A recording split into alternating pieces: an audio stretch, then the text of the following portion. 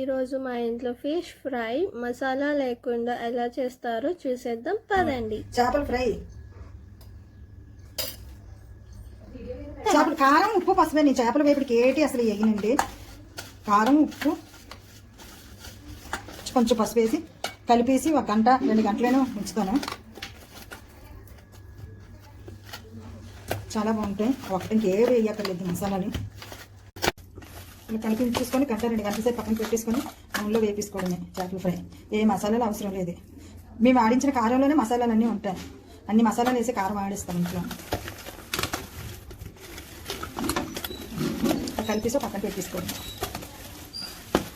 1-2 గంటల సేపు నుంచి తినేటప్పుడే నేను వేపుతామండి. మధ్యాహ్నం ఉదయం కదా ఇప్పుడు తెచ్చేసుకున్నాము.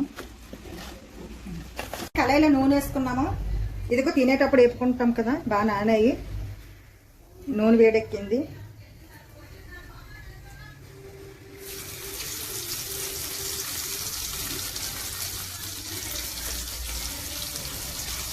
ఇలా వేపించుకోండి.